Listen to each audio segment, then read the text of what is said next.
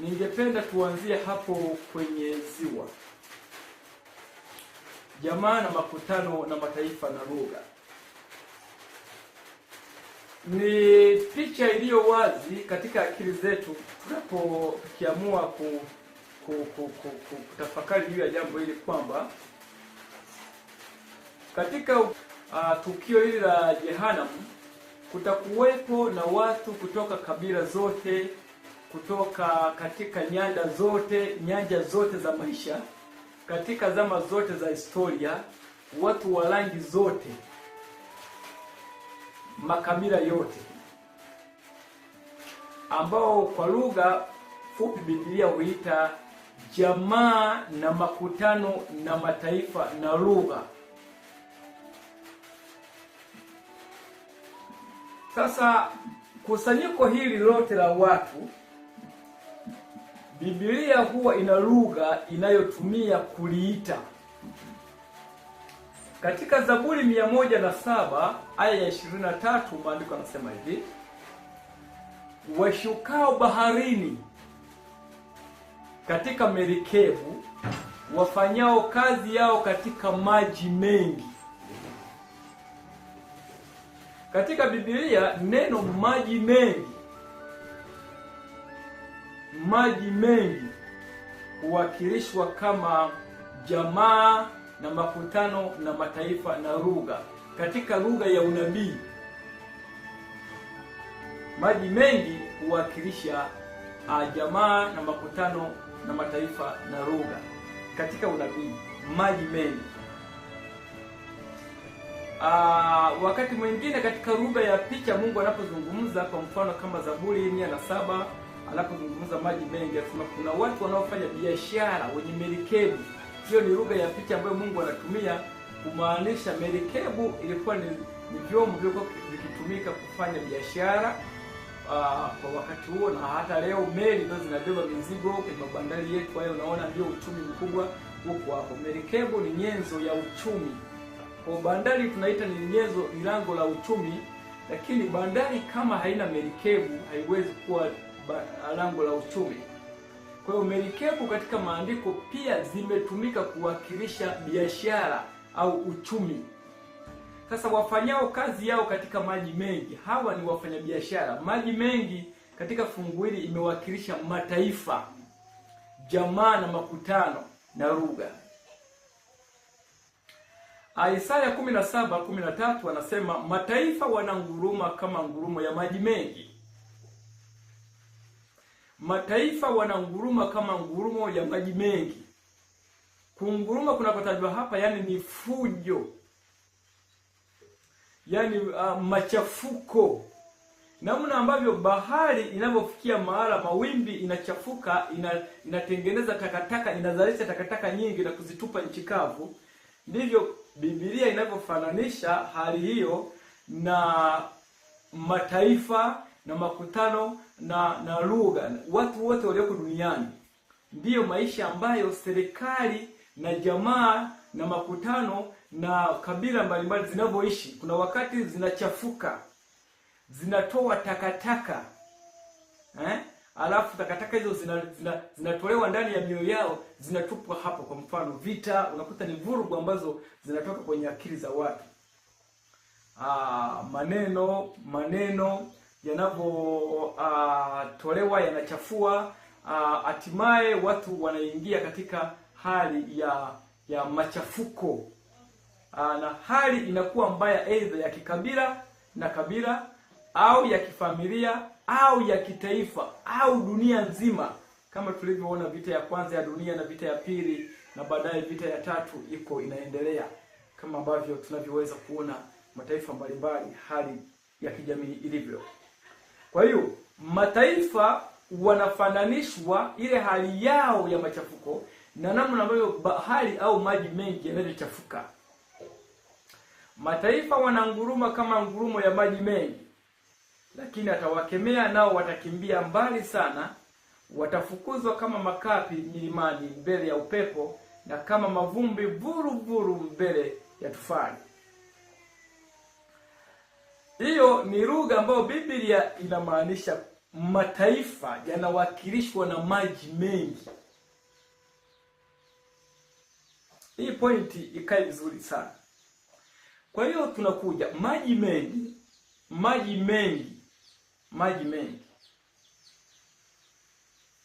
yanaweza kuitwaje kwa jina lingine? Maji mengi yanaweza kuitwaje kwa lugha nyingine? Ufunuo wa Yohana sura ya 17 aya ya kwanza akasema, akaja mmoja wa wale malaika 7 wenye vile vitasa 7, akanena nami akisema, njoo huku, nitakuonyesha hukumu ya yule kahaba mkuu aketie juu ya maji mengi. Okay, naendelea. Okay, maji mengi yanamaanisha nini? Maji mengi, Ufunuo wa Yohana huo 17:15 anaendelea kusema, kisha akaniambia, yale maji uliyoyaona, yani yale maji mengi, hapo aketipo yule kahaba, ni jamaa na makutano na mataifa na lugha.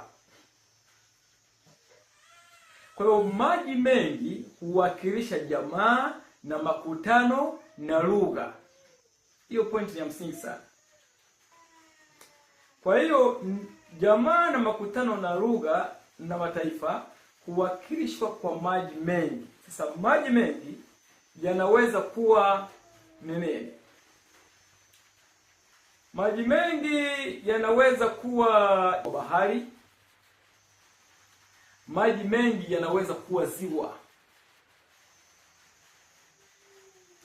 Kimsingi sehemu ambazo zinaweza kuwa na maji mengi zinazoongoza kuliko vingine vyote ni bahari na ziwa. Kwa badala ya kutumia maji mengi, unaweza pia kutumia bahari. Biblia inaweza ikatumia bahari au ikatumia ziwa katika lugha ya unabii.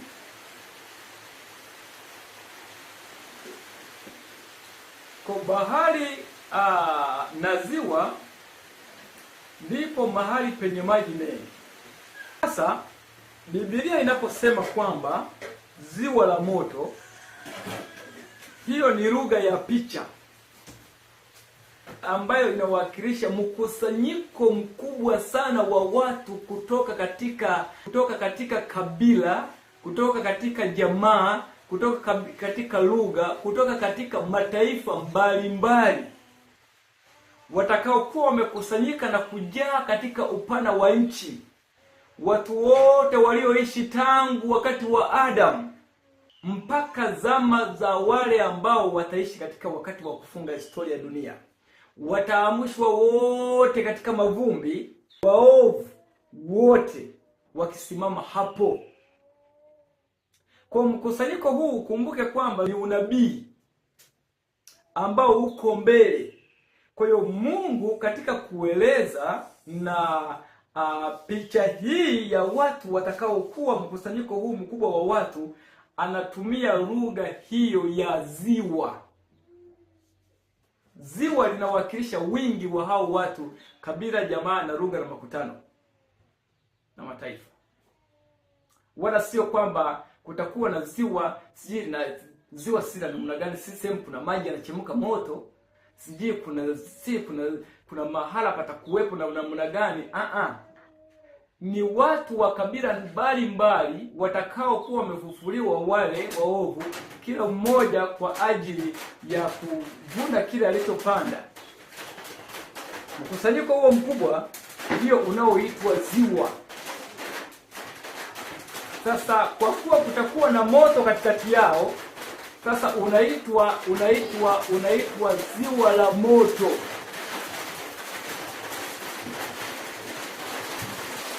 Sasa huo moto ndio tunaenda kuangalia. Je, ni moto upi?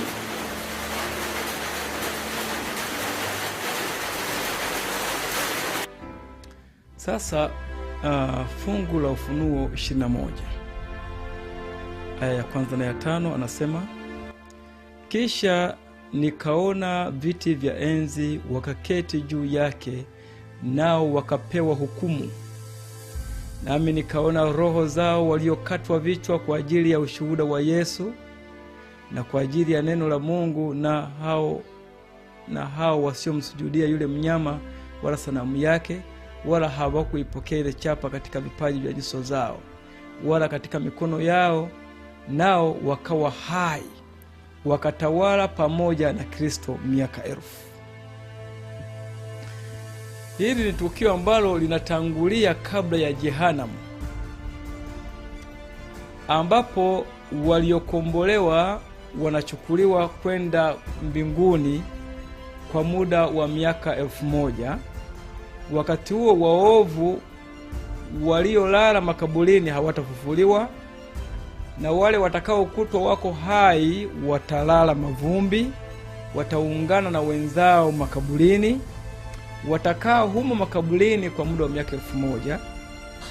Wakati huo atakayekuwa amebaki hapa duniani peke yake ni Shetani. Aya 5 naendelea kusema hao wafu waliosalia hawakuwa hai hata itimie ile miaka 1000. Huo ndio ufufuo wa kwanza. Heri na mtakatifu ni yeye aliye na sehemu katika ufufuo wa kwanza. Kwa hiyo yule ambaye hataonekana katika ufufuo wa kwanza, huyo hata kuwa mtakatifu, anakuwa ni muovu, yuko kwenye kundi la waovu, yuko upande wa Shetani. Huyo hataenda mbinguni kukaa miaka 1000, bali atabaki kaburini akiungana waovu wengine ambao hawajapata nafasi ya kufufuka katika ufufuo huu wa kwanza. Juu ya hao mauti ya pili haina nguvu. Wale waliofufuliwa kwenda mbinguni katika ufufuo wa kwanza hawahusiki na mauti ya pili. Kwa hiyo ingawaje tuna mauti ya kwanza, lakini iko mauti ya pili ambayo waovu watakufa. Kwa hiyo muovu daima ana mauti, ana vifo viwili, atakufa mara mbili. Waliolala sasa hivi ni kulala mavumbini. Hiki sio kifo ambacho maandiko yanakitafsiri. Sisi ndio tunaitaga hiki ndio kifo, lakini hiki sio kifo. Hii ni usingizi. Sasa utakapopita usingizi huu, wataamshwa wote wema kwa waovu katika zamu mbili. Zamu ya kwanza ni ya watakatifu, zamu ya pili ni ya waovu. Anasema bali watakatifu watakuwa makuhani wa Mungu na wa Kristo, nao watatawala pamoja naye hiyo miaka 1000. Wale watakatifu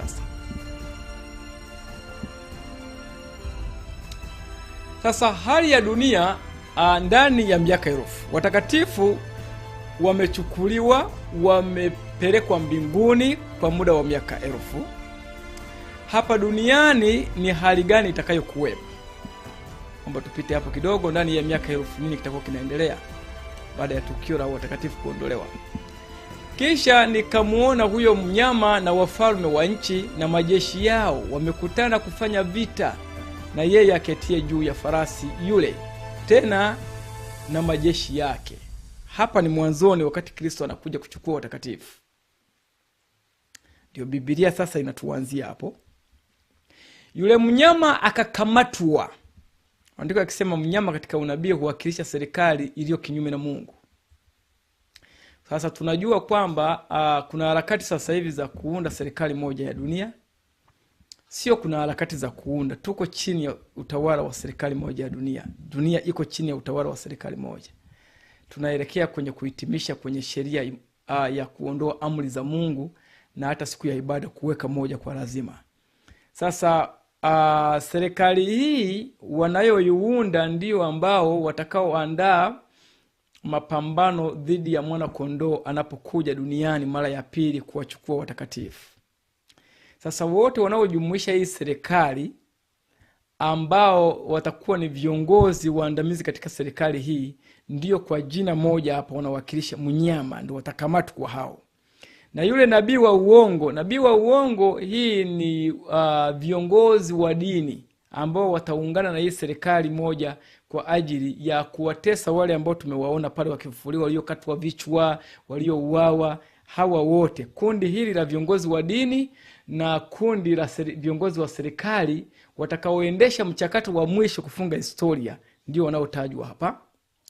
Anasema pamoja na yeye Yeye aliyezifanya hizo ishara mbele yake, ambazo kwa hizo aliwadanganya watu wale walioipokea ile chapa ya huyo mnyama, nao walioisujudia sanamu yake. Hao wawili, yani mnyama na ile na nabii wa uongo, wakatupwa wangali hai katika lile ziwa la moto liwakalo kwa kiberiti. Hii naomba tuiweke, tutakuja kushughulika nayo mwishoni tunapomaliza hili ziwa la moto wa mwisho, ziwa la moto wa mwisho. Kwa sababu kuna maziwa yako mawili. Hili ni ziwa la mkusanyiko wa watu watakao kuwa wamejazana duniani baada ya mlango wa rehema kufungwa, ambao Yesu baada ya kuja atawaacha hapa waovu baada ya rehema kuwa imefungwa.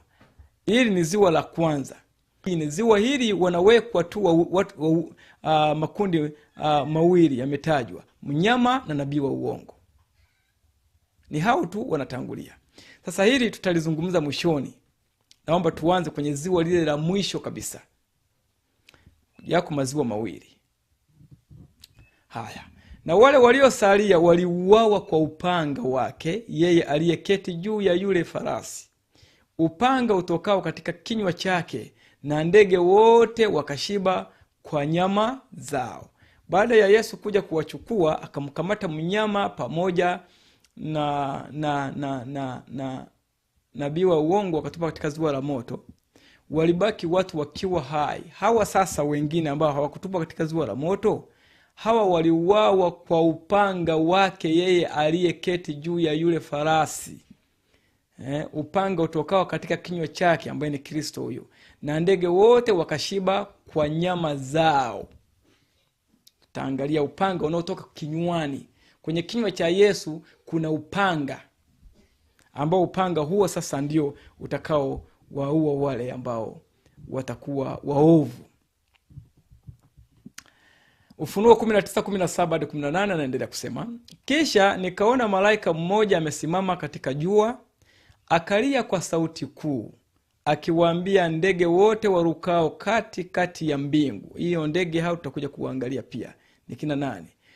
Njooni mkutane kwa karamu ya Mungu iliyo kuu. Yani ni sherehe.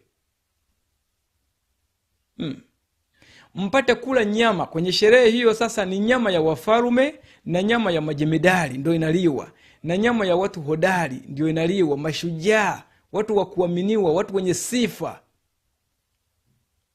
walio duniani watakuwepo hapo, na nyama ya farasi na ya watu wa wapandao majeshi. Farasi wakilisha majeshi, na ya watu wa wapandao, yani wanajeshi, na nyama ya watu wote, waungwana kwa watumwa. Tutakuja kuangalia kula nyama maana yake ni nini. Wadogo kwa wakubwa. Hawa ni wale wote ndugu jamaa na mataifa ambao ndio lile ziwa ambao watakuwa wako katika dunia, ambao walichagua upande wa shetani. Sasa baada ya Yesu kuja kuwachukua watakatifu na kuondoka nao, hawa ili kundi watabaki wakiwa duniani. Hali sasa inayowapata ni hiyo, wanaliwa na hawa ndege, wanaitwa ndege kuja kuwala nyama zao. Tutakuja kuangalia kula nyama maana yake ni nini, na hao ndege ni akina nani. Ufunuo 19:17 hadi 18. Anasema, kisha nikaona malaika akishuka kutoka mbinguni mwenye ufunguo wa kuzimu. Ni Ufunuo fungu la 20. Mwenye ufunguo wa kuzimu na mnyororo mkubwa mkononi mwake. Akamshika yule joka, yule nyoka wa zamani, ambaye ni Ibilisi na Shetani. Akamfunga miaka 1000. Akamtupa katika kuzimu.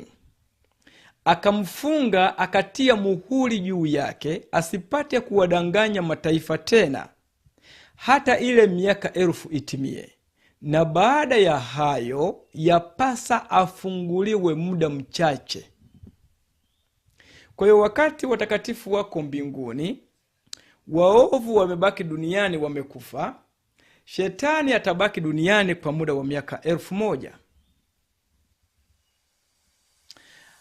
Akiwa amefungwa. Hiyo ndiyo hali ya dunia ndani ya miaka 1000. Sasa baada ya kutazama hiyo, Yesu anapokuja na watakatifu wanapotwaliwa na shetani atakavyobaki, tunasonga mbele sasa. Tunakwenda Jehanamu. Ndio tunakwenda sasa kuona ziwa la moto baada ya miaka 1000. Maandiko yanasema, Ufunuo 20 aya 7-8, anasema, na hiyo miaka 1000 itakapokwisha, shetani atafunguliwa, atoke kifungoni mwake, naye atatoka kuwadanganya mataifa walio katika pembe 4 za nchi. Sasa kama hawa walikuwa wamekufa ndani ya miaka 1000, sasa shetani anafunguliwa aende kuwadanganya walio katika pembe 4 za nchi. Manake tayari hapa kuna ufufuo umefanyika. Kwa baada ya ufufuo kufanyika, manake wamefufuliwa waovu wote tangu Kaini mpaka wote walioinjinia habari za mnyama na waliochagua chapa na sanamu ya mnyama.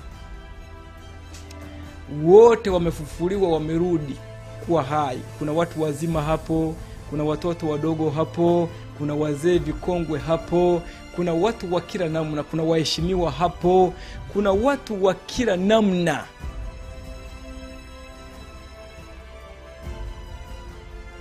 Wako hapo. Sasa nasema hivi, naye atatoka kuwadanganya, shetani baada ya kufunguliwa, kuwadanganya mataifa walio katika pembe 4 za nchi. Gogu na Magogu wanaitwa hivyo, Gogu na Magogu, kuwakusanya kwa vita, ambao hesabu yao ni kama mchanga wa bahari. Huwezi kuhesabu. Gogu na Magogu. Anasema hivi, bahari ikawatoa wafu waliokuwamo ndani yake, waliofiomo barani wakiwa waovu, nao wanatolewa. Na mauti na kuzimu ikawatoa wafu waliokuwamo ndani yake, waliokufa vifo vya kawaida tu ikawatoa, wakatolewa wote, wakafufuliwa, wakahukumiwa kila mtu kwa kadiri ya matendo yake. Uliiba, ukahukumiwa. Yote, kila tendo ulilotenda lililokuwa sio sawa, watu wakahukumiwa kulingana na matendo. Sasa hapa iko mitazamo ya kwamba watu watasimamishwa, na kuna video wanarekodi, watu wanaweka huko, pato naangalia. Zile zinapotosha kwamba watu watasimama, Mungu yuko pale, wanasomewa kwenye kitabu. Ukishasomewa unakamatwa, unaenda kutupwa katika shimo refu huko, moto unawaka, malaika wanaenda kutumbukiza huko. Hizo ni sarakasi tu ambazo sio lugha ambayo maandiko yanayozungumza.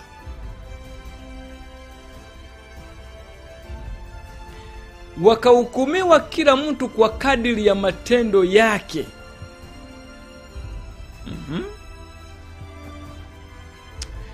Anasema wakapanda juu ya upana wa nchi, yani jiografia yote ya dunia, wakajaa watu, wakaizingira kambi ya watakatifu na mji huo uliopendwa. Naelewa kwamba hapo baada ya miaka 1000 Yesu atakuwa amerudi duniani. Anapokuja kuwafufua waovu, atakuja na mji mtakatifu Yerusalemu, na watakatifu watakuwa humo ndani. Sasa wanapofufuliwa waovu, wakiwa tayari wamehukumiwa kwa ajili ya kuingia katika ziwa la moto, hawakubali. Kumbuka maandiko yanasema kwamba shetani alipofunguliwa alienda kuwadanganya tena. Sasa hawa watu wanadanganyika tena. Shetani anawakamata tena akili. Anasema wakaizingira kambi ya watakatifu na mji huo uliopendwa. Moto ukashuka katika hatua hii ya kwenda kuzingira huo mji mtakatifu. Sasa wauangamize ili wauteke uwe wao. Na hapana shaka kama watafaulu, wangefaulu kuuteka kweli ukawa wao, mule ndani kungetokea umwagaji damu. Watakatifu mule wangeuawa, na Yesu tena angeuawa upya, angeuawa tena kama wangefaulu.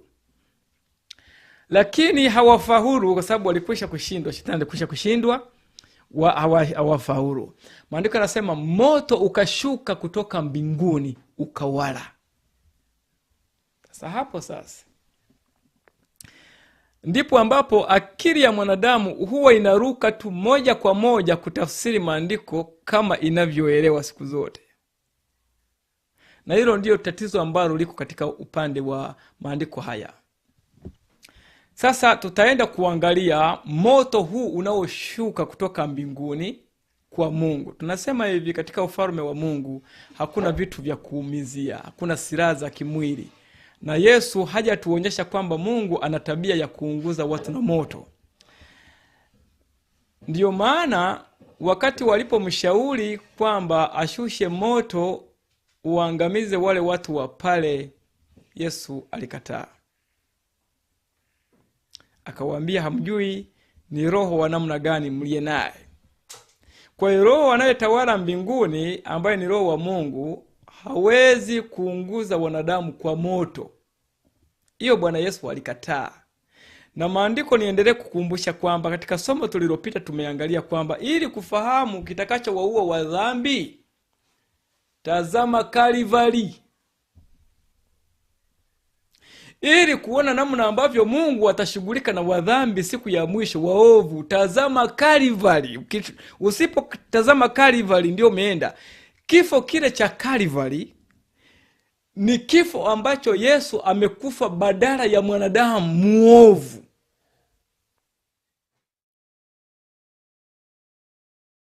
Aya ile ya pili naomba tusome. Mungu ametoa ushahidi ulio wazi katika neno lake kwamba atawaadhibu wavunjaji wa sheria yake. Mungu ametoa ushahidi kwamba atawaadhibu wavunjaji wa sheria yake. Lakini adhabu hii ya Mungu, kama tulivyosema, haiwezi kutoka nje ya amri 10. Sasa mara nyingi mwanadamu mdhambi ninaposoma katika kuadhibu, ninayo dhana mimi ya kuadhibu katika akili. Sasa nikosa nikihamisha hiyo dhana yangu ya neno kuadhibu, nikaenda kuipachika kwenye mikono na akili ya Mungu kwamba naye ndio anamaanisha kuadhibu huko kama sisi tunavyoadhibu. Mungu sio mwanadamu mdhambi. Mungu sio baba muovu anayekaa na familia yake pale nyumbani. Mungu sio mtawala dhalimu mtenda dhambi.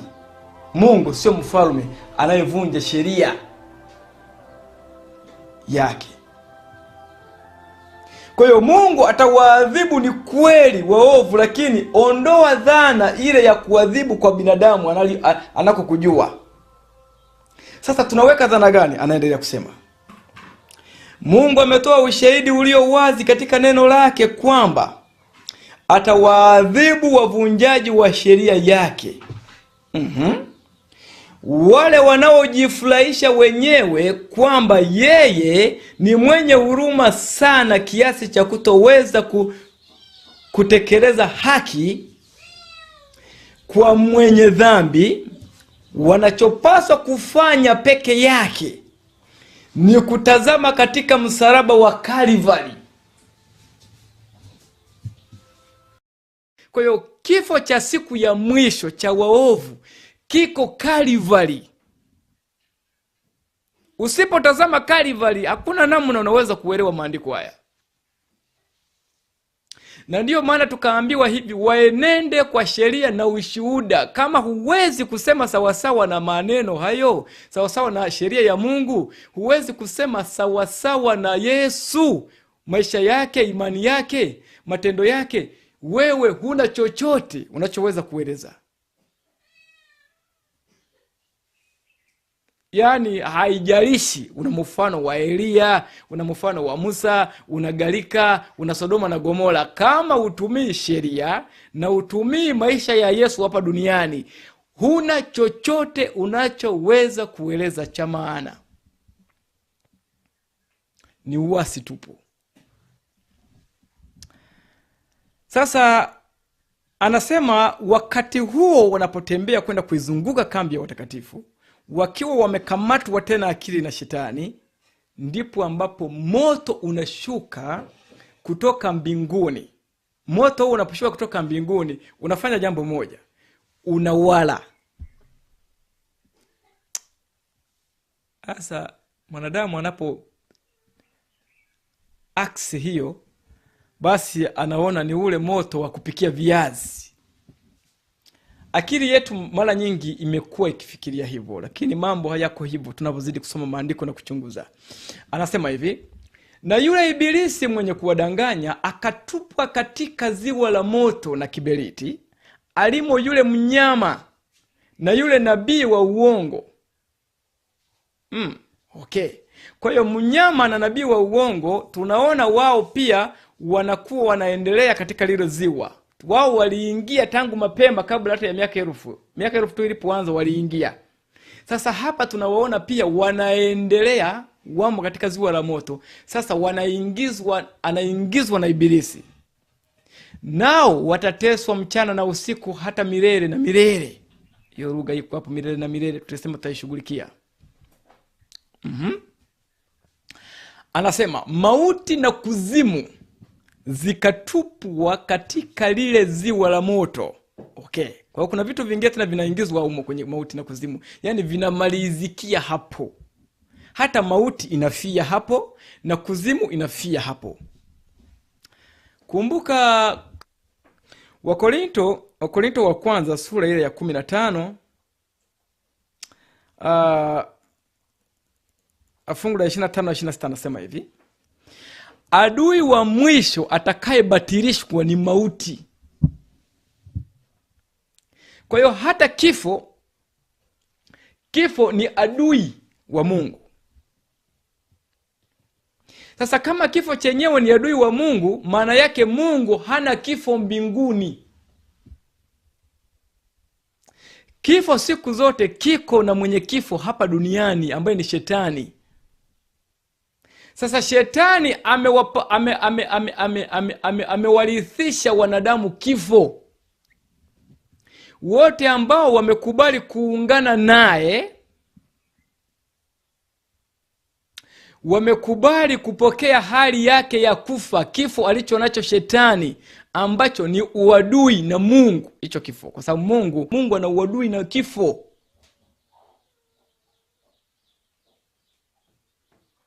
Yesu deni alilolipa ni deni la kifo. Sasa kama Yesu alilipa deni hilo tayari lilikuwepo au ndio lilikuwa linaenda kukopwa? Kifo cha mtu, tayari mtu alikuwa amekufa, ana kifo. Sasa Mungu alifanya kulipa kifo. Wale watakaopokea yale malipo ya kifo lazima wafuate Yesu anavyowaambia ili wasije kufa tena. Sasa waliokataa kifo chao kipo. Kwa hiyo kitakachofanyika ni nini? Maandiko yanasema mauti na kuzimu zikatupwa katika lile ziwa la moto. Hii ndiyo mauti ya pili, yani hilo ziwa la moto. Sasa ziwa tumesema huwakilisha kusanyiko la watu wengi, hawa Gogu na Magogu waliojaa kama mchanga wa bahari katika uso wote wa dunia, wakiwa wamejaa wakapanda juu ya upana wa nchi, yani dunia nzima. Ndiyo ambao wanaenda kupata mauti hii ya pili, ambayo sasa hii ndiyo mauti halisi ambayo Yesu aliwafia wanadamu, ambayo Yesu aliwafia, lakini hawakukubali kujitoa ili kuendana na vile Yesu alivyokuwa amekuja kuwaokoa. Kwa hiyo kifo chao wao hakijasuluhishwa, hakihesabiwi kwa Yesu. Kwa hiyo inabidi wakipate kama kilivyo. Sasa kumbuka, Yesu kifo cha waovu ametuambia ni kile cha Kalvari. Vile alivyokufa pale Kalvari, ndivyo ambavyo kifo kile kilivyo ambacho kiliwapata wanadamu, ambacho Mungu alitaka kuwaokoa kwacho. Kimefunuliwa pale Kalvari jinsi kilivyo. Okay. Kwa ziwa la moto, ziwa ni kusanyiko la ndugu, jamaa, kabila na makutano. Hilo ndio ziwa. Ndio lugha hii, ni unabii huu. Kwa maana mshahara wa dhambi ni mauti. Kwa yeyote ambaye ana dhambi, huyo ana mauti. Kwa nini hafi? Ni kwa sababu Mungu ndiye amezuia. Kwa kumpa neema mwanadamu. Ni hiyo tu. Lakini haina maana kwamba mwanadamu kifo chake hakipo. Kipo. Ukikata tawi likadondoka chini, saa hiyo hiyo huwa linaonekana halina tofauti majani yake na yale yaliyobaki kwenye mti. Ukiliangalia ngozi yake linaonekana halina tofauti, lakini muda utathibitisha kwamba kweli kumbe lile limekufa. Kwa hiyo hata sisi kuonekana hivi tunaongea, kuonekana tunavaa, tunakula, tunafanya nini, haimaanishi kwamba tuko wazima. As long as mtu anafanya dhambi, huyo mtu amekufa. Maandiko ndio yanasema Mungu sio Mungu wa wafu, kwa sababu Mungu hana kifo kwake. Hiyo maandiko yanasema hivi.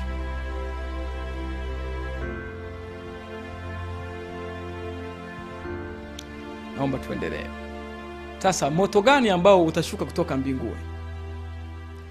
Ili kujua aina ya moto utakaoshuka kutoka mbinguni, macho yetu, frame tunayotembea nayo, usihamishe frame. Tazama Calvary. Usihamishe kwa sheria na ushuhuda, nenda kwenye amri 10. Hiyo ndio itatusaidia kuelewa ni moto gani unaoshuka kutoka mbinguni.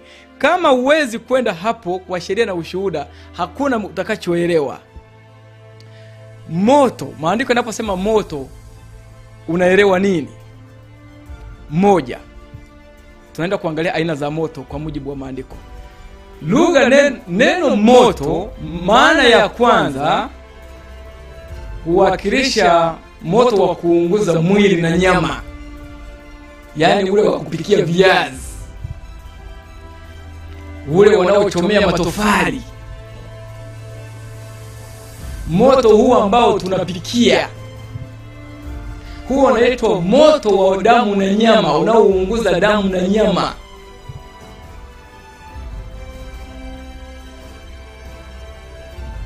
Huo ndio umekaa sana kwenye akili zetu, ndio tunaelewa. Huo kila mtu anaujua. Kimsingi huu ni moto ule unaoujua wanadamu, ambao wanadamu wanaujua.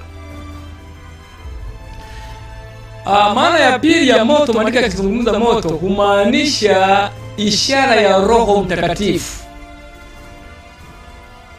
Roho Mtakatifu pia katika moto inaitwa hivyo. Roho, sio tu Roho Mtakatifu, hata Roho mchafu anaitwa moto vile vile. Kwa kuna moto kwa ishara ya Roho Mtakatifu, kuna moto kwa ishara ya Roho mchafu. Kama ile Ufunuo 13 na yataazimu kushusha moto kutoka mbinguni uje juu mbele ya wanadamu. Hiyo waga ni moto ule wa roho mchafu. Imani hizi za kiroho ambazo unaziona ndio zinamaanisha pale. Kwa mfano Matendo 20, Matendo 2 aya ya 3 nasema ndimi za moto uliowakalia kila mmoja wao. Moto ule uliwakilisha, ulikuwa ni kiwakilishi cha Roho Mtakatifu. Ufunuo 17:16 maandiko yanasema watamchukia yule kahaba, nao watamfanya kuwa mkiwa na uchi, watamula nyama yake, watamteketeza kabisa kwa moto. Zile pembe zilizo katika mnyama wa Ufunuo 17 ndizo ambazo zitamula huyu kahaba ambao ni kanisa la Roma, na zitamteketeza kwa moto. Zile pembe ndizo zitakazomteketeza kwa moto. Zile pembe ndizo zina moto. Moto huo ndio zitakao utumia kuteketeza huyu kahaba. Sasa sio moto ule wa kiberiti wa kuchomea viazi. Huu ni moto wa Roho. Tutaangalia kwenye Ufunuo 17. Maada Mungu ametujalia kuendelea na masomo haya, tutaona.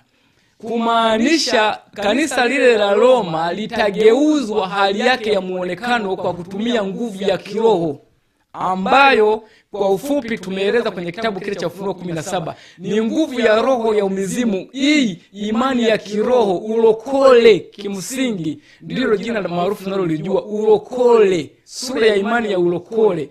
Kwa lugha iliyomo ndani ya kanisa Katoliki mle kwa sasa wanauita ukarismatiki. Ndio inamaanisha hapa. Ndio ambayo kahaba huyu atabadilishwa na hiyo. Sasa hiyo roho iliyoko mule katika imani inayoendesha imani ya ulokole, hiyo pia inaitwa moto. Huo sasa sio wa kupikia viazi sasa.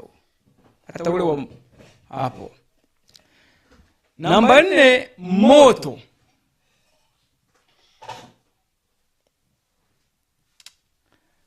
Huwakilisha pia neno la Mungu. Neno la Mungu pia ni moto. Kwa maandiko yanaposema moto, lazima upime ni moto gani unaozungumzwa hapo. Unaweza kuwa moto kwa ishara ya roho, unaweza kuwa moto kama huo wa kupikia viazi, unaweza kuwa moto kama neno la Mungu. Mfano Luka 12:49 anasema, nimekuja kutupa moto duniani. Hiyo ni Bwana Yesu huyu hapo. Na ukiwa umekwisha washwa, ni nini nitakalo zaidi? Yesu aliondoka duniani akiwa ameacha moto. Na moto huo aliuacha ukiwa unawaka. Kwa Injili, neno la Mungu, sheria ya Mungu pia ni moto.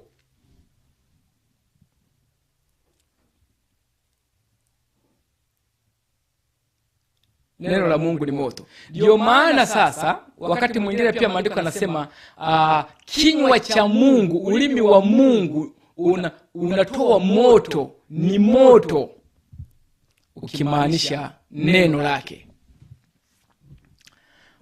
Tusonge mbele tena. Isaya 30:27 anasema, tazama jina la Bwana linakuja kutoka mbali sana, linawaka kwa hasira yake, kwa moshi mwingi sana unaopaa juu.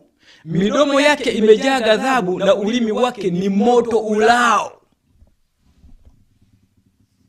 Sasa hapa ndio maandiko yanaposema kwamba Mungu ni moto ulao, basi wanadamu akili zinavutwa kwenda kwenye ule wa kupikia viazi. Hapana bwana, sio kweli. Mungu hana moto huo wa kupikia viazi katika mdomo wake, katika ulimi wake. Hapana, hiyo huwakilisha neno la Mungu. Namba 5, moto unapotajwa wakati mwingine unawakilisha maumivu ya moyo au yanayoweza kutokana na majaribu, yanayoweza kutokana na hali ya mwanadamu kushughulika na dhambi ndani ya moyo wake. Katika njia ya uokovu, kwa mfano kitabu cha Mathayo anasema hivi, Mathayo 3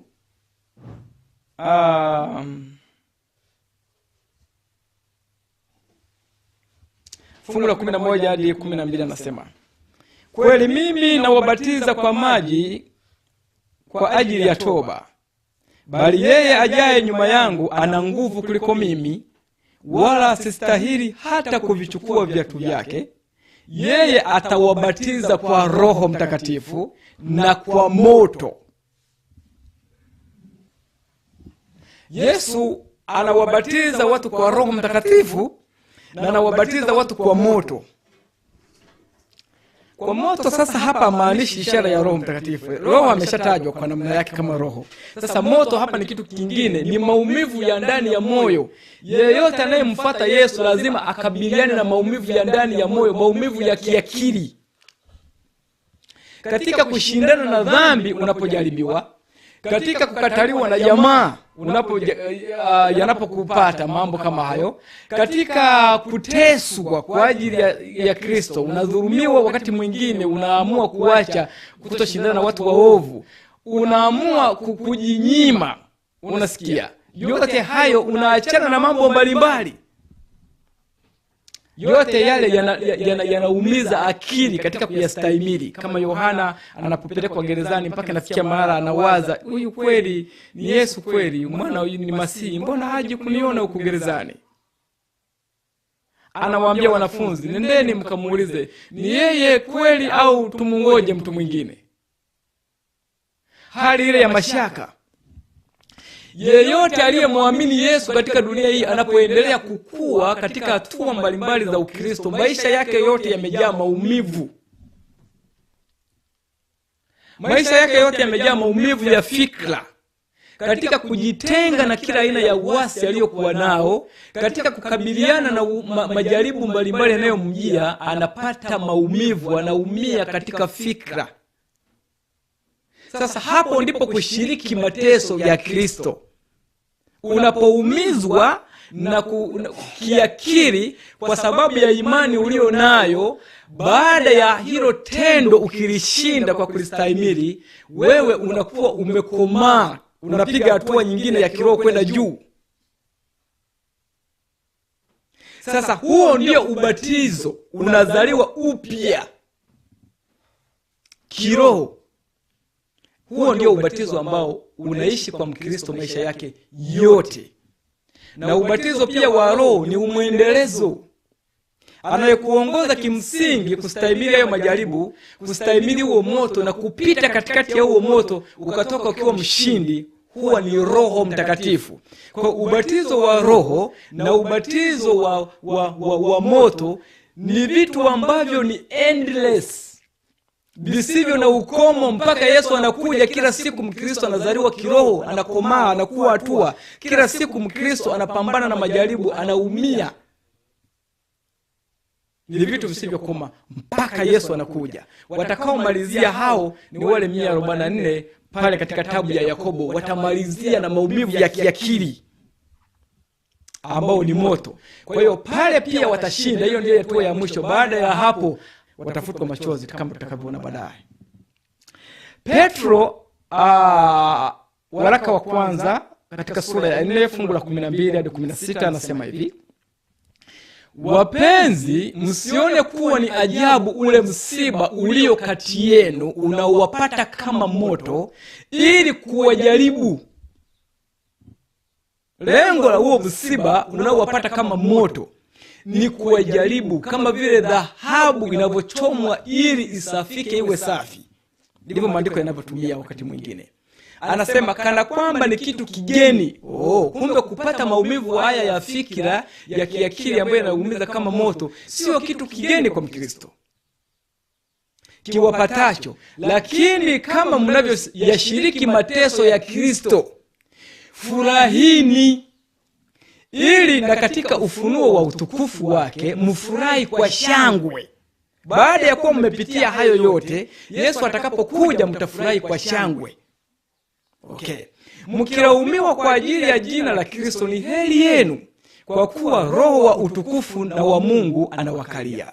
Maana mtu wa kwenu asiteswe kama muuaji au mwivi au mtenda mabaya au kama mtu ajishughulishaye na mambo ya watu wengine. Lakini ikiwa kwa sababu ni Mkristo, asione haya, bali amtukuze Mungu katika jina hilo. Kwa hiyo moto unapotajwa katika maandiko wakati mwingine huwakilisha mateso, maumivu ya moyo, majaribu. Hiyo namba 5 tumeangalia. Anaendelea kusema moto kama maumivu ya moyo kwa hatia ya dhambi uliomuua Kristo pale Kalvari. Hii namba 6 hapo tunaweza tukaweka. Moto kwa lugha nyingine, katika sehemu nyingine, huwakilisha maumivu ya moyo yanayotokana na hatia ya dhambi ule uliomuua Kristo pale Kalvari. Kwa maumivu ya moyo yako aina mbili. Kuna maumivu ya moyo yanayotokana na ulivyotendewa, ya majaribu ambayo kimsingi Mkristo anayakabili akiwa na Roho wa Mungu ndani, na kuna maumivu ya moyo yanayotokana na uchungu wa kutokutubu.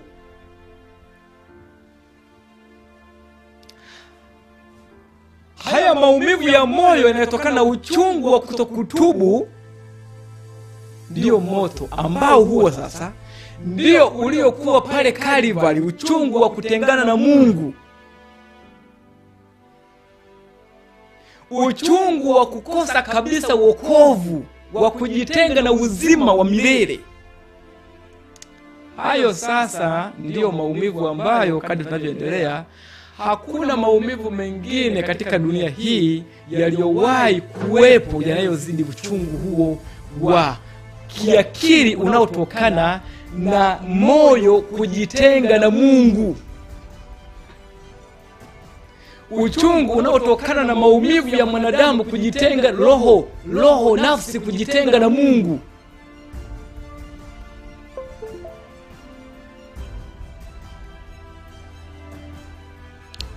Hakuna maumivu yanayozidi hapo, ambayo sasa hali hiyo ya kujitenga na Mungu inapokuwa inampata mwanadamu, anakuwa analia, anaona kilichomfanya ajitenge na Mungu ni nini, anaona maovu yake yote yanakuja aliyokosea. Kumbukumbu zile zinampa maumivu makali zaidi, zinamuumiza zaidi katika moyo, zile kumbukumbu za namna ambavyo alichezea toba, alichezea wokovu, aliendelea kujifurahisha katika mambo mabaya, namna alivyofanya maovu, alivyoiba vitu vya watu, alivyotukana, alivyokuwa mgomvi, alivyokuwa na kiburi, amefanya mauaji ya watu kama kina Kaini. Maumivu yale yanarudi yote aliyowasababishia watu wengine pia yanakuja. Kama alimuumiza mtu, yule mtu akaumia, akateseka, yale maumivu aliyoyapata wakati ule yule mtu, naye huyo mtu atayapata. Kama uliiba vitu vya mtu akaumia sana kwa kuibiwa kitu chake, akateseka, yale maumivu aliyoyapata yatakupata. Luka 12 fungu la 50, maandiko yanasema, lakini nina ubatizo unipasao kubatizwa. Hii ni Bwana Yesu. Yeye maumivu hayo Bwana Yesu aliyaita ubatizo. Baada ya kuwa ameshabatizwa na Yohana pale, Yesu anatutangazia kwamba alikuwa ana ubatizo mwingine ambao ilikuwa aupitie. Anasema, lakini nina ubatizo unipasao kubatizwa, nami nina dhiki kama nini hata utimizwe. Huu ubatizo huu ndio ule ambao ulimpata Yesu pale Getsemani. Yakobo 3:5 anasema hivi, tutaangalia huko mbele. Vivyo hivyo ulimi nao ni kiungo kidogo, nao hujivuna majivuno makuu. Angalieni jinsi moto mdogo uwashavyo msitu mkubwa sana. Nao ulimi ni moto, ule ulimwengu wa uovu. Ulimi umewekwa katika viungo vyetu, nao ndio utiao mwili wote unajisi. Uwasha moto mfululizo wa maumbile, nao uwasha moto na jehanamu. Ulimi unawakilisha maneno, uovu, dhambi. Kwa hiyo dhambi ndio inayowasha moto, na huo moto, dhambi, ndio inatengeneza jehanamu. Kwa jehanamu ni nini? Ni maumivu ya ndani ya nafsi ya mtu. Kwa hiyo hakuna mtu katika dunia hii tu kwa kawaida ambaye hajawahi kupitia jehanamu. Hapana. Yeyote ambaye aliongea mambo, yeyote aliyefanya mambo, alafu baadaye yale mambo akaona kwamba amefanya vibaya, amesema vibaya, yani nafsi yake ikaumia, akapata maumivu, anayejua hali hiyo, hiyo hali ni maumivu ya nafsi, ya moyo, majuto. Hiyo ndio jehanamu ambayo maandiko yanamaanisha. Mathayo 15:19 anasema hivi, kwa maana moyoni hutoka mawazo mabaya, uuaji, uzinzi, uasherati, wivi, ushuhuda wa uongo na matukano. Moyoni kwa maana ya akilini. Kwa jehanamu Yesu aliipitia Kalvari. Alipopata maumivu ya dhambi katika akili yake, Kristo alipitia jehanamu. Luka 16 ndio alikuwa anasema, nami nina ubatizo unipasao kubatizwa nao, nami na dhiki kama nini hata utimizwe. alikuwa anamaanisha hicho. Luka 16:24, akalia akasema, baba Ibrahimu, nihurumie, umtume Lazaro achovye nche ya kidole chake majini au burudishe ulimi wangu, kwa sababu ninateswa katika moto huu. Huyu mtu huyu katika mfano ule wa yule tajiri na yule masikini Lazaro, naye yeye anaonyesha hali anapotaka kupozwa ni kwenye ulimi, akiwakilisha kumbukumbu ya maneno yake. Maana maandiko yanasema hivi, kwa maneno yako utahesabiwa haki na kwa maneno yako utahukumiwa. Kwa ulimi ndio unaoongoza kutenda dhambi, kuwatendesha wanadamu dhambi nyingi mno. Ndio ambao unaongoza kutengeneza jehanamu. Ndio umetumika hapa kama mfano na kama kielelezo kwa kuwakilisha maneno. Kwa maneno ya Mungu nao ni moto unaokula dhambi, lakini maneno ya mwanadamu ni moto ambao unaangamiza mwanadamu. Ni kama tulivyo na fimbo ya Musa pale Misri, na tuna fimbo za wale kina Yane na Yemble. Zote zinakuwa nyoka, lakini nyoka mmoja ni wa kuokoa, nyoka mwingine ni wa kuangamiza. Ndivyo ambavyo iko moto. Kuna moto ambao ni wa kuteketeza dhambi, na kuna moto ambao wenyewe unaangamiza nafsi za watu, unazitenga nafsi na Mungu. Okay. Sasa andiko letu tulipotokea pale, moto ukatoka juu mbinguni kwa Mungu. Tusisahau kutazama Kalvari. Tunarudi kuangalia moto wa kuunguza mwili na nyama.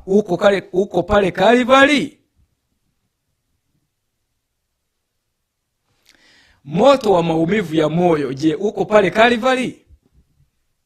Moto kama ishara ya roho, je, upo pale Kalvari? Tunachagua moto upi ambao utaangamiza wadhambi. Hapana shaka kwenda kupepesa kwingine ni ule ulioangamiza Kristo pale Kalvari.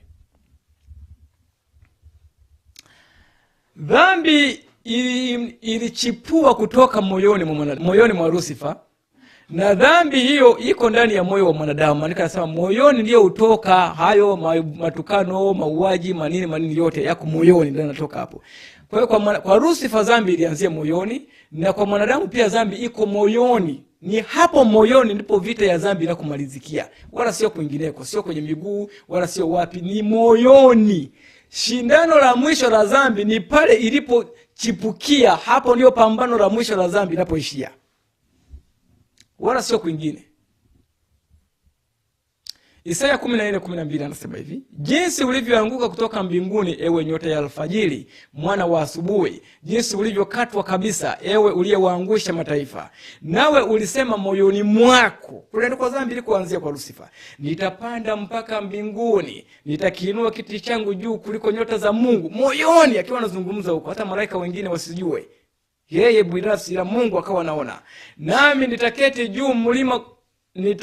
juu ya mlima wa mkutano katika pande za mwisho za kaskazini. Moyoni hapo anaongea. Nitapaa kupita vimo vya mawingu. Moyoni hapo anaongea. Nitafanana na yeye aliye juu. Hayo ni mawazo ya Lucifer, mpaka anadanganya malaika wenzake wasijue lengo lake. Moyoni ndio Lucifer alikuwa anawaza hayo mawazo. Kwa pale ambapo dhambi ilichipukia kwa Lucifer pale moyoni mwake, ndio hapo pia moyoni mwake dhambi itamalizikia. Sasa katika hali ya pambano la dhambi kumalizika pale moyoni, ndipo ambapo zile kumbukumbu za maumivu ya kujitenga na Mungu na majuto, kama ilivyompata Kristo pale Getsemani na Kalvari, ndicho ambacho shetani pia kitampata, na wote waliojiunga katika upande wake kitawapata. Sasa hizo dhambi sio Mungu amewapandia, hapana, wao ndio wamejikata. Kwa maumivu hayo, kwa nini leo hayawapati? Ni kwa sababu Mungu amezuilia. Yaani kitu ambacho Mungu hajakizalisha ilikuwa kiwapate wanadamu, lakini Mungu amezuilia ili yeye mwenyewe atowe muda kwa wanadamu kufanya maamuzi yao tena kwa upendo. Hataki mtu yoyote apotee. Sasa je, ni nani atakaye kufa sasa? mwana wa Mungu akajitoa kubeba hayo maovu yetu, maumivu yetu, badala ya muovu. Hakuna kitu kinapotea kwa Mungu. Ukitenda jambo alipotei, wala haiwezekani kwamba lisiwe na mahali popote. Kwa Yesu akabeba yale maumivu, kuwafungulia mlango wana wa Adamu kwamba maumivu hayo yanipate mimi, niwe mzaliwa wa kwanza wa waliokufa. Lakini mwanangu Adamu upate nafasi ya kutubu. Wewe mtoto wa Adamu upate nafasi ya kutubu, ili hiki mlichokizalisha, mlichokitengeneza, mlichokipanda kisiwapate ni heri, kinipate mimi. Sasa wanadamu wamekataa kukaa nyuma ya Yesu, kumfuata. Badala yake sasa Yesu anapoondoka inabidi kile walichokichagua kiwapate. Kwa hiyo mwana kondoo amebeba maumivu ya waovu wote. Kwa jehanamu, lugha hii ya jehanamu iliyotumika katika maandiko, historia yake, kwa nini Yesu aliamua kutumia hii lugha? Alitumia kama lugha ya picha ya jambo ambalo lilikuwa wanalijua ili kufikisha ujumbe. Jehanamu katika Biblia ya Noah Webster American Dictionary, na kama ilivyo katika historia za vitabu vingine, anasema hivi, inatokana neno Gehenna kwa Kiebrania au Gehinnom. Anasema the valley of Hinnom, in which was Tophet, where the Israelites sacrificed their children to Moloch. Wafalme wa Pili sura 23 aya 10 anasema hivyo. Anasema neno hili Jehanamu kwa lugha ya linalotoka katika lugha ya Kiebrania, Gehinnom kwa Kiebrania, humaanisha bonde la Hinnom, eneo lililokuwa na sauti za vilio na kelele za maumivu, ambapo Waisraeli walikuwa wakitoa kafara watoto wao kwa mungu Moleki. Hiyo imerekodiwa Wafalme wa Pili sura 23 fungu la 10. Neno hili limekuwa likitumiwa na Wayahudi kuwakilisha kuzimu, mahali pa moto ama maumivu na adhabu. Na neno la Kigiriki lilipewa maana ya kuzimu au moto wa kuzimu. Mathayo 10 moto wa kuzimu au ziwa, Mathayo 18 fungu la 9 na Mathayo 23 fungu la 15. Kwa hiyo Yesu aliutumia kitu ambacho walikuwa wanakifahamu, Jehanamu, kama mfano wa kuelewa kwamba maumivu ambayo watakayoyapata, picha yake ni kama ile ya pale Jehanamu, pale ambapo wao wanateketeza watoto. Pale mahali ukipita kulikuwa na sauti za kelele za maumivu, watoto wanaolia kwa maumivu makali. Kwa Yesu alitumia picha hiyo ya kilio cha maumivu makali kuwasilisha kilio watakachokuwa nacho watu cha maumivu makali siku ya mwisho. Hakumaanisha kwamba kutakuwa na kuunguzwa watu moto wa kuni wa kupikia viazi, hamna. Sasa maumivu hayo kwa sasa hivi hayawapati wanadamu kwa sababu Mungu ameyazuilia. Kwa nini? Kwa sababu yuko mwana kondoo wa Mungu abebaye dhambi ya ulimwengu. Ndio maana tunapotenda dhambi, maandiko yanasema unamsulubisha mwana wa Mungu mara ya pili, kwa maana kwamba unamrejeshea yale maumivu tena. Kwa hiyo kila dhambi inazalisha maumivu. Kila dhambi inazalisha maumivu. Yaani ina majuto yake. Kila dhambi ina majuto yake. Sasa majuto hayo ya dhambi yatakapokuwa yameachiliwa kutoka mbinguni ambako tumekuwa tukiweka rekodi. Rekodi hiyo sasa itakaporuhusiwa itupate sisi, yale ambayo tumejitafutia, ndiyo inaonyesha kwamba ni moto kutoka mbinguni kwa Bwana. Yaani yale maumivu, zile kumbukumbu za maumivu, zile kumbukumbu za majuto zitakapoachiliwa sasa zije kwetu, ndio zinaonyeshwa kama moto katika lugha ya picha ya unabii unaoshuka kutoka mbinguni kwa Bwana,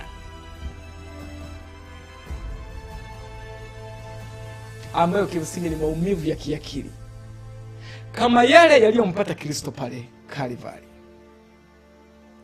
Luka 12 fungu la 50 anasema, lakini nina ubatizo unipasao kubatizwa, nami nina dhiki kama nini hata utimizwe. Kwa hiyo tunaelewa Kristo alikuwa anaenda kupitia yale yale. Katika kitabu cha Desire of Ages, Tumaini la Vizazi Vyote, maumivu ya shindayo yote, anazungumza anasema hivi: wakati Herode, ukurasa wa 223 aya ya 3 kwenye Kiingereza, Kiswahili utasoma ukurasa wa 160. Anasema, wakati Herode aliposikia kazi za Kristo, alitaabika kupita kiasi. Alifikiri kwamba Mungu alikuwa amemfufua Yohana kutoka kwa wafu, na kwamba alikuwa amemtuma kukemea dhambi kwa nguvu zaidi. Alikuwa katika hofu wakati wote kwamba Yohana atalipiza kisasi kifo chake kwa kupitisha hukumu juu yake na nyumba yake. Herode alikuwa akivuna kile ambacho Mungu alikuwa ametangaza kuwa ndiyo matokeo ya dhambi: moyo wenye kutetemeka na macho kuzimia na huzuni ya nia, yani moyo, na maisha yako yatakuwa na shaka mbele yako, nawe utaogopa mchana na usiku, wala hutakuwa na uhakika wa maisha yako. Asubuhi utasema, laiti ingekuwa jioni. Utaogopa na kwa maono ya macho yako ambayo utayaona. Kumbukumbu la Torati 28:65-67. Hiyo ndiyo ambayo Mungu amezungumza tangu zamani, kwamba kumbukumbu za muovu zinampatia hali ya namna hiyo. Kwa hiyo kama hii hali ndio inayopata waovu wanapokumbuka maovu yao walioyafanya, ambayo yanashtua mioyo, hii ndio itakuwa sehemu ya hali itakayowapata waovu wote katika lile ziwa la moto. Mawazo ya mwenye dhambi mwenyewe ni washtaki wake. Kwa hiyo mwenye dhambi hushitakiwa na mawazo yake, ndio itakuwa inamhukumu kwa ndani. Kwa tunaposema hukumu ya mwisho ni juu ya mawazo yetu, matendo yetu. Mwanadamu atahukumiwa na maneno yake, atahukumiwa na matendo yake, atahukumiwa na mawazo yake. Hivyo ndio vitamhukumu. Hiyo ndio tunayoita hukumu ya Mungu, hukumu ya mwisho. Kimsingi si Mungu anayehukumu. Maandiko yanasema Mungu hamhukumu mtu yoyote. Hukumu amempa mwana. Mwana naye anasema yeye hamhukumu mtu yoyote, isipokuwa yale maneno anayosema, yale mambo ambayo sheria ya Mungu tuliyoivunja, kumbukumbu zetu zinapokuja ndio zinazotuhukumu. Kumbukumbu ndio zinahukumu. Dhamiri ndani inalalamika, inaumia. Inakukumbusha, unakumbuka wakati ulipotumia kiburi. Inakukumbusha wakati ulipokanyaga ukweli. Inakukumbusha wakati ulipodharau na kupuuza yote ambayo Mungu alikuwa anakutaka kufanya. Hayo yote makosa uliyofanya, kama Herode hapa anapokumbuka, anaona sasa dhamiri yake na mshtaki juu ya kosa lake la kumuua Yohana bila sababu yoyote. Kwa hiyo mawazo ya mwenye dhambi mwenyewe ni washtaki wake, na hapawezi kuwa na mateso makali zaidi kuliko kuuma kwa dhambi yenye hatia. Kwa hiyo hata kuunguza kwa moto wa ule wa kupikia viazi, huo hauwezi kufikia maumivu ya hatia ya dhamiri ndani ya akili, ambayo ndio yalimuuliza Kristo Kalvari pale Getsemane, kilichomfahamisha Yesu akaanguka hoi kwenye udongo wa baridi. Ni fikira za wazambi, alibeba fikira zote za wazambi. Maumivu yale ndio yalisababisha moyo wa Kristo kupasuka. Anasema, the sinner's own thoughts are his accusers, and there can be no torture keener than the stings of a guilty conscience, which give him no rest day nor night. Mawazo ya mwenye dhambi mwenyewe ni washtaki wake, na hapawezi kuwa na mateso makali zaidi kuliko kuuma kwa dhamiri yenye hatia, ambayo haimpi raha mchana wala usiku. Kwa hiyo hii ndio hali ambayo watakuwa nayo wote waliojaa katika upana wa nchi, wale tuliowaona. Mnaanza kuchezea tena kamera, nani hapo? Ondokeni, shikeni mtoto. Mnatikisa kamera. Baba.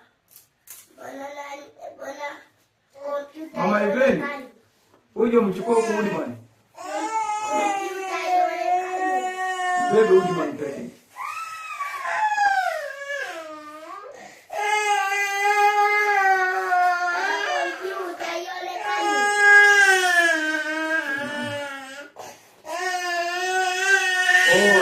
Udi bwana, wewe tumalizie kazi.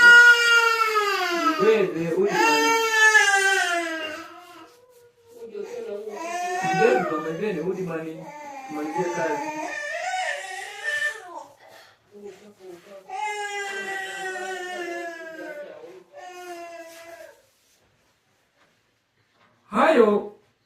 Hiyo ndiyo hali ambayo waovu wote watakayokuwa nayo, na ndiyo hali iliyomuua Kristo pale Kalvari.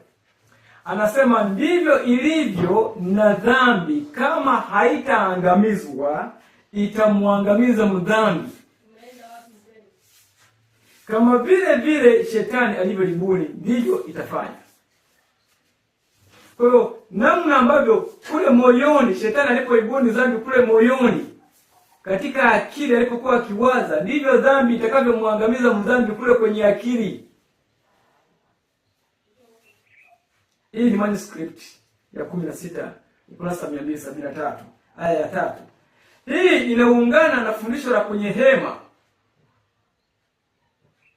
Shetani alikuwa hauawi na mtu yeyote. Shetani alikuwa anakamatwa na mtu mwenye nguvu, mbuzi wa Zazeli, anaenda kutupa huko polini.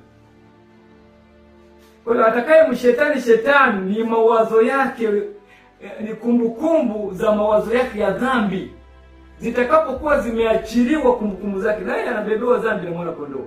Maumivu yake naye yamebebwa na mwana kondoo. Naye atakapoachiliwa mfurushi lake alilotengeneza, maumivu yale ndani ya akili yake, kumbukumbu zitakaporejea, yale mawazo na maumivu ambayo amewapandia watu wengine, namna amesababisha maumivu ya moto maelfu katika hii dunia. Chochote ulichomsababishia mtu, hicho kitu kitakurudia.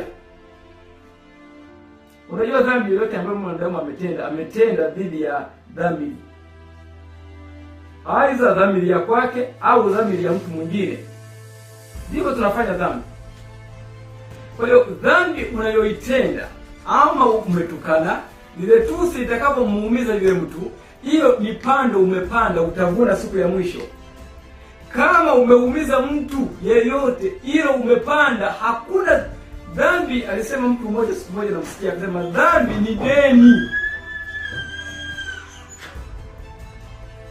Dhambi ni deni ambalo siku moja litalipwa. Hakuna jambo lolote unalomtendea mtu yeyote ambalo linamuumiza ambalo hutapata maumivu. What goes around comes around, Waingereza walisema. Kila kiendacho hurudi. Bwana Yesu akaongea kwa upendo, akasema, watendeni watu yale mnayotaka kutendewa, kwa sababu kipimo unachopimia wengine ndicho utakachopimiwa. Kwa wakati Herode anaumia, anaenda kuhutubia mikutano yake, anajifanya kuvaa joho limenyooshwa vizuri, nje huku watu wanamuona kwamba ni mtu muungwana, anajidai kucheka, lakini ndani ana mzigo mkubwa wa maumivu ambayo hayasimuliki. Usiku analala, anawaza, fadhaa ina kumbukumbu zinakuja za mawazo, namna ambavyo alimuua Yohana bila kosa. Alichokuwa amemwambia ni cha dhahiri, lakini yeye akamtendea vile aliyomtendea. Hii ni sehemu tu ya muonjo ambao Herode alikuwa nao, lakini atakabiliwa na hukumu hiyo tena ya mawazo yake hayo siku ya mwisho, na mengine mengi aliyofanya. Na hii ni sura tu ya waovu wote.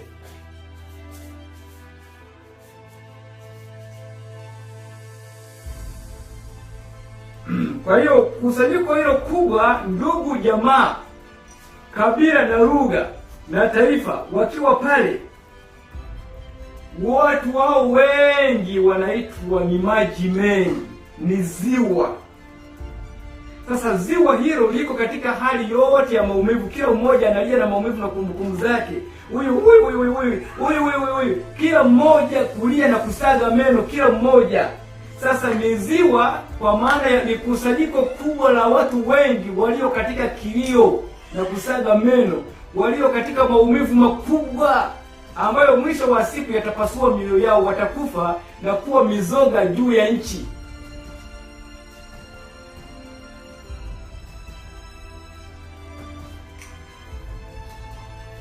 Shahidi aliye mwaminifu Yesu Kristo ametuhubiria hicho Kalvari, Getsemani mpaka Kalvari. Kwa hiyo Ufunuo sura ya kwanza aya 5 anasema shahidi aliye mwaminifu, mzaliwa wa kwanza wa waliokufa na mkuu wa wafalme wa dunia, yeye atupendaye na kutuosha dhambi zetu katika damu yake. Maandiko yanasema katika Review the Herald ya Aprili 23 anasema the Lord has taken infinite pains to teach men his way. Bwana amechukua maumivu yasiyo na ukomo, yasiyoelezeka kumfundisha mwanadamu matakwa yake. Kwa hiyo fursa hii tulio nayo ya kujifunza neno la Mungu, ya Mungu kutuhubiria, imetupata sisi, lakini Yesu akiwa amebeba maumivu makubwa ambayo mwisho wa siku atabidi yaachilie, kila muovu abebe maumivu yake. Yesu will continue no more kuzuilia ili hapa simpati mwanadamu.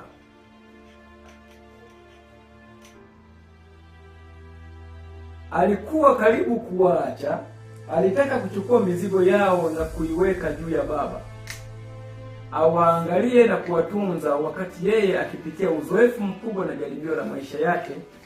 Kama mkombozi wetu, ateseke kwa uchungu mkubwa sana katika majira yake yote ya usaliti huo na uchungu wake katika bustani. Wakati kikombe kilipowasilishwa kwake akinywe, wakati kilipotetemeka mkononi mwake, je, ajitoe kafara kama mhalifu wa dhambi za uumbaji wote?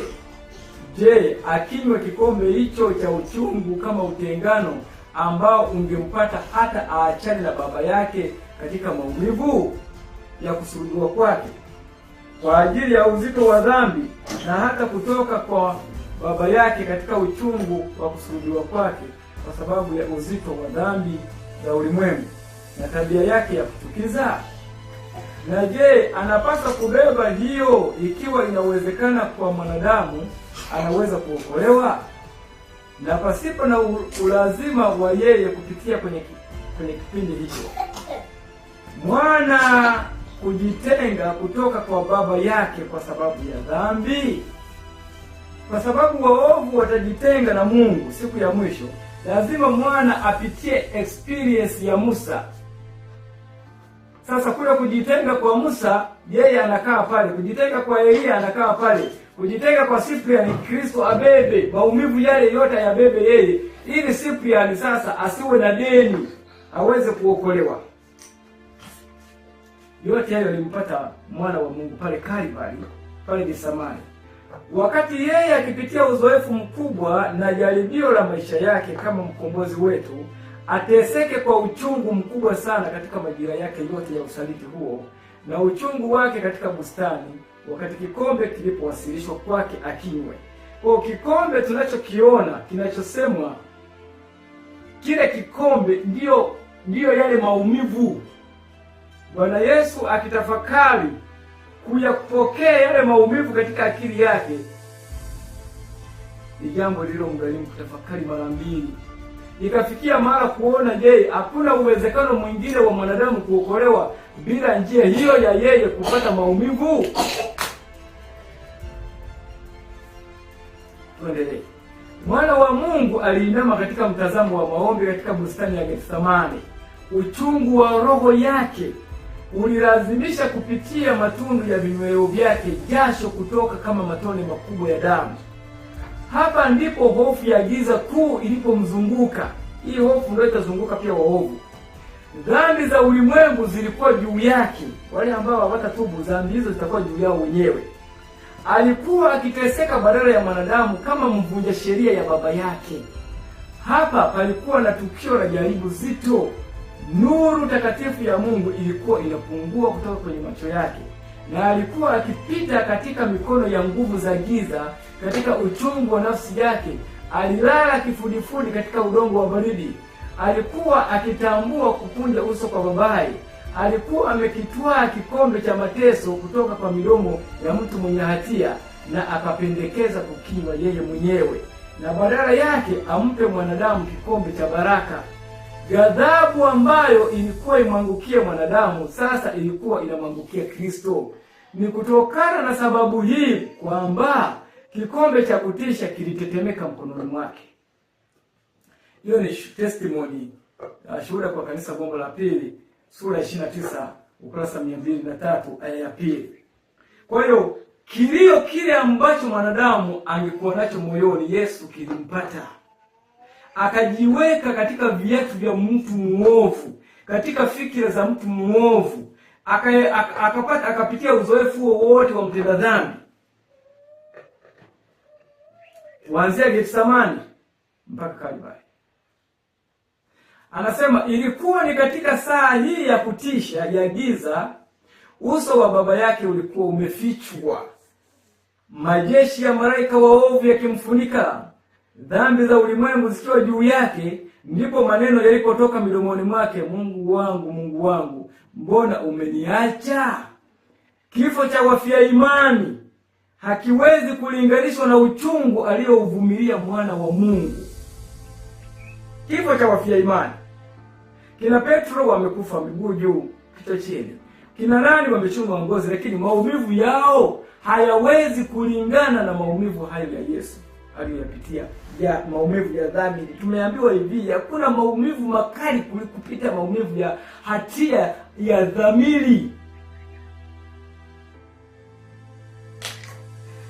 Kuulia kwamba baba yangu, Mungu wangu, mbona umeniacha? Hakumaanishi Mungu hakuwepo pamoja na yeye. Ni kwa sababu giza linapofunika akili, ni udhihirisho mwanadamu kwamba amejitenga kutoka kwenye sheria ya Mungu milele. Kwa kutenda dhambi, hawezi kumuona Mungu katika akili. Sasa jambo hilo pia lilimpata Yesu katika akili, lakini maandiko yanaonyesha Mungu Baba alikuwa pamoja na mwanawe karibu kabisa na msalaba pale, na malaika wote waliteremka kutoka mbinguni pale kwa uchungu. Lakini Yesu hawezi kumuona baba yake kwa sababu giza lile la dhambi limefunika kwenye akili yake. Kwa akahisi kwamba Mungu amemwacha, vile vile mzambi atakapohisi kuacha. Ndicho kinachomuumiza Kristo. Haoni mbele wala hajui nini hatima yake itakayokuwa. Hivyo ndivyo maandiko yanaonyesha. Na ndio hali itakayowapata wadhambi. Hiyo ndio hali ya mtu anayefanya dhambi kutoka mikononi mwa Mungu. Kwa nini hali hiyo haitupati saa hii tunapotenda dhambi hivyo mara moja? Ni kwa sababu yuko mzaliwa wa kwanza wa waliokufa. Yeye alikinga maumivu haya yasije kwetu moja kwa moja. Tumepewa nafasi. Sasa ni nani anachukua hayo maumivu? Ni Mungu. Kwa hiyo kumbukumbu za dhambi zetu zitakapokuwa zimefunuliwa, yani zitakapoamshwa, na mlango huo unaotukinga utakapokuwa umeondolewa, sasa kila mwanadamu atapata kile kinachomstahili alichokipanda. The suffering of Christ. Namba 169 ukurasa wa 14 aya ya pili. Shuhuda anaendelea anasema, maumivu yake ya kiakili kwa sababu ya hili yalikuwa ya nguvu sana, ambayo mwanadamu anaweza kufahamu lakini kwa uhafifu tu. Wengi wamepatwa na kifo kwa mateso ya polepole, wengine wameteseka kifo kwa kusulubiwa. Kifo cha mwana mpendwa wa Mungu kinatofautiana katika mambo gani?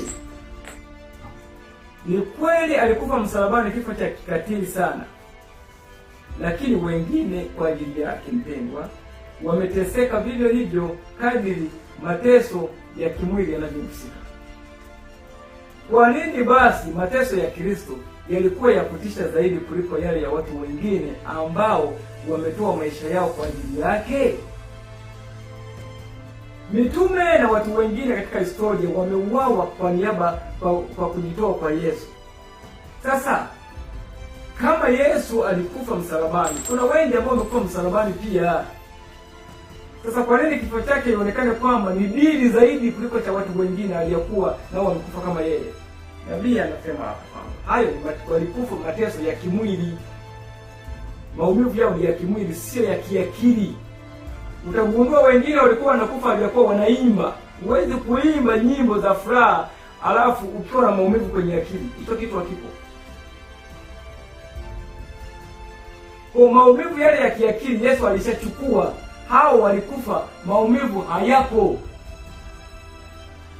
Anasema, ikiwa mateso ya kiroho yalijumuisha maumivu ya kimwili peke yake, basi kifo chake hakikuwa na uchungu zaidi kuliko kile cha wafia imani wengine. Lakini maumivu ya mwili yalikuwa sehemu ndogo tu ya uchungu wa mwana mpendwa wa Mungu. Dhambi za ulimwengu zilikuwa juu yake. Pia hisia ya ghadhabu ya baba yake alipokuwa akiteseka kwa adhabu ya sheria aliyoivunja.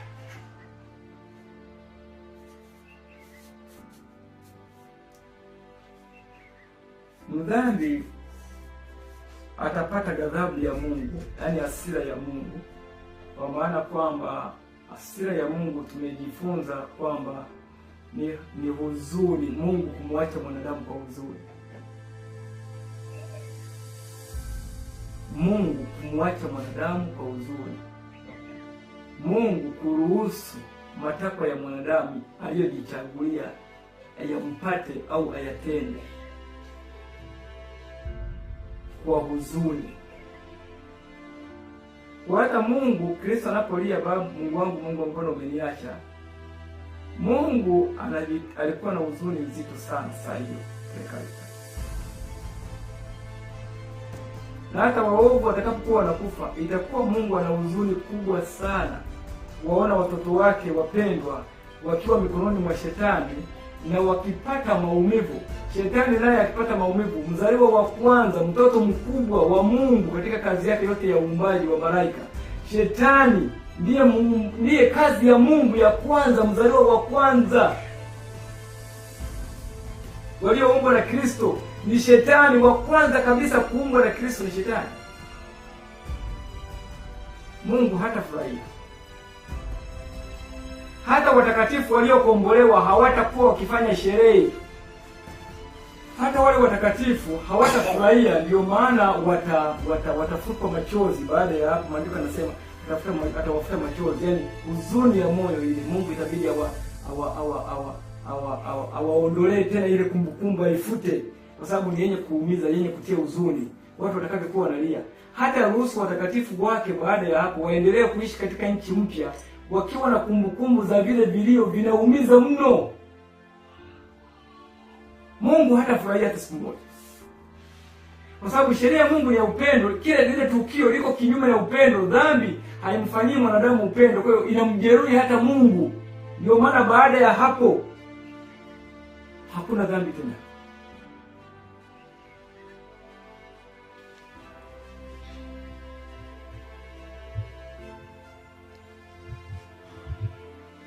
Maandiko yanasema hatupaswi kujaribu kupunguza hatia yetu kwa kutolea udhuru dhambi.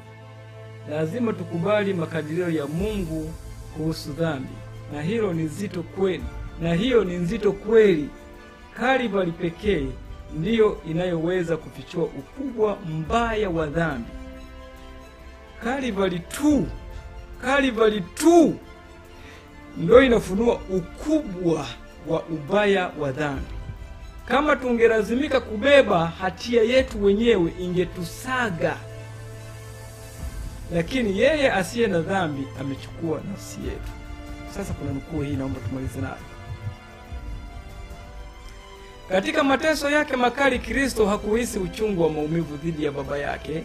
Hakuhisi majuto kwa ajili ya dhambi zake mwenyewe, wala sio kwamba Mungu ndiye alimsababishia, wala kwamba ye dhambi zake binafsi, bali kwa ajili ya dhambi za jamii iliyoanguka. Lakini wale wanaokataa karama ya Kristo siku moja watahisi uchungu wa majuto. Wale wanaokataa, pakeji yao itabaki kama ilivyo. Anasema utii kamili kwa sheria ya Mungu ndiyo sharti la wokovu. Wale wanaokataa jambo hili, wanaokataa kumpokea Kristo, watakuwa na uchungu dhidi ya Mungu, wakiadhibiwa kwa uasi. Sasa nani atakayekuwa na waadhibu? Adhabu iko ndani ya dhambi ile waliofanya, kumbukumbu ya dhambi zile walizofanya. Hiyo ndio inawaletea maumivu kwa kiwango kile kile walichowaumiza wengine kwa kutenda dhambi. Watahisi kukata tamaa na chuki. Huu utakuwa uzoefu wa wote ambao hawaingii katika mateso ya Kristo, kwa maana ni matokeo ya hakika ya dhambi inavyofanya ni hayo hayo. Kwa hiyo kuingia katika mateso ya Kristo ni yale tuliyosoma kwenye moto ule ambao ni wa kujitenga na dhambi.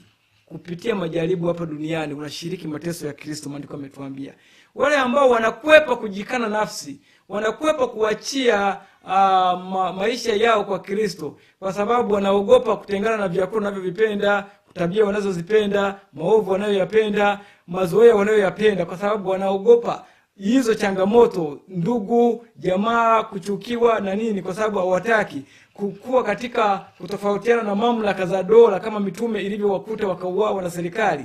Wale wanaoogopa kufanya hivyo haiwasaidii. Watakutana na kitu kikubwa zaidi cha maovu ya kwao wao wenyewe, kitawapata.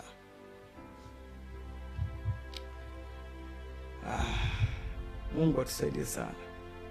Na anamalizia nabii anasema, kila neno walilolisema dhidi ya mkombozi wa ulimwengu litaakisiwa juu yao, na siku moja litawaka ndani ya roho zao zenye hatia kama risasi iliyoyeyushwa. Mungu atusaidie sana. Kwa hiyo kusema kwamba Mungu atachoma watu siku ya mwisho haina maana. Ni fikira, ni mawazo ambayo hayana maana kabisa. Pale dhambi ilipoanzia ndipo dhambi inapomalizikia, moyoni. Kile unachopanda ndicho unachovuna. Dhambi ilipandwa moyoni, dhambi itamalizikia moyoni. Ilipandwa akilini, itamalizikia akilini. Ni pale pale dhambi itakapomalizikia. Ndio mzizi wa dhambi utang'olewa hapo akilini. Achana mambo mengine hayo, si kuchoma moto. Hiyo ni mafundisho ya shetani yote hayo, kumfanya mwanadamu azidi kumchukia Mungu na kuchukia sheria ya Mungu.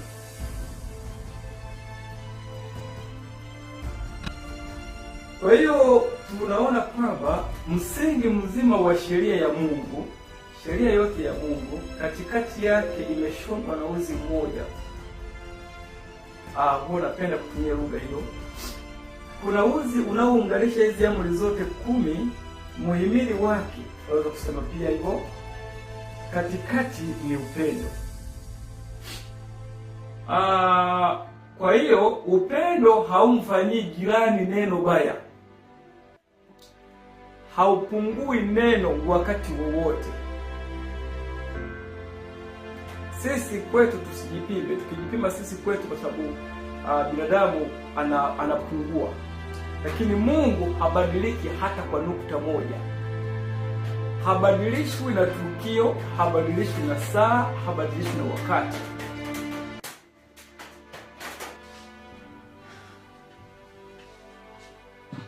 Karibu tupate ombi. Baba yetu wa mbinguni, katika jina la mwanao Bwana wetu Yesu Kristo,